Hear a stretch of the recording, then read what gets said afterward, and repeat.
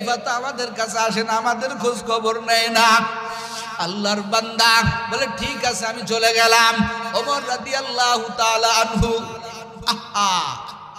ভাইরা আমার বাসায় গেছেন, বাইতুল মাল থেকে বস্তা কাটার বস্তা ওমর রাদিয়াল্লাহু তাআলা আনহু পিঠের উপরে করছেন, বস্তা নিয়ে আসছেন। বস্তা নিয়ে আসার পর ওই মহিলারে দিছেন, বলেন না একটু আল্লাহু আকবার।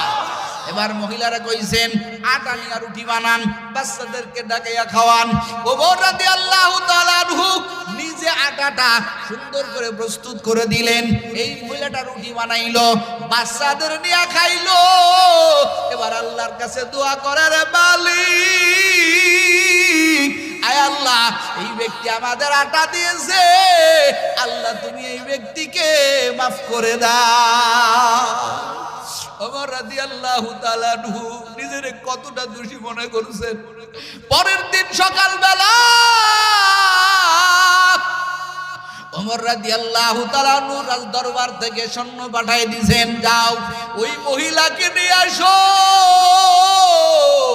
মহিলাকে নিয়ে আসো। এবার মহিলা আসতেছেন, জীবনে কোনোদিন খলিফারে দেখে নাই। রাজ দরবারে আইসা দেখেন গত রাত্রে যেই ব্যক্তি নিজের মাথায় আটার বস্তা নিয়ে আমাদেরকে রুটি বানাইয়া খাওয়াইয়া গেলেন, এই সেই ব্যক্তি আমাদের বাদশা খলিফা।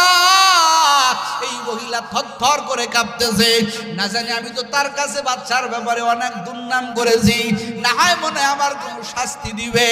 এবার খলিফা কয় মা ভয় পাবেন না, আসেন এই যে আমার গলার গামছাটা আপনি টান দিয়ে আমারে ঝুলাইয়া দেন, কারণ আমি বড় অপরাধী রে মা।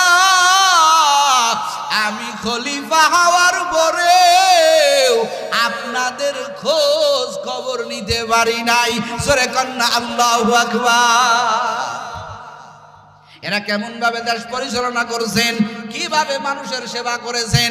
ও আল্লাহর বান্দারা, সময় সংক্ষেপ, জাহান্নামী বান্দা বলবেন ও জান্নাতওয়ালা ভাই তুমি আমার বন্ধু মানুষ, আমি দ্বিতীয় যেই কারণে আমি জাহান্নামের আগুনের মধ্যে পড়তেছি, বলাম না কোনো তুইবুল মিসকিন, আমি গরিবদের পাশে দাঁড়াই নাই, অসহায়দের খানা খাওয়াই নাই, কিন্তু আল্লাহ আমারে সামর্থ্য দান করেছিলেন।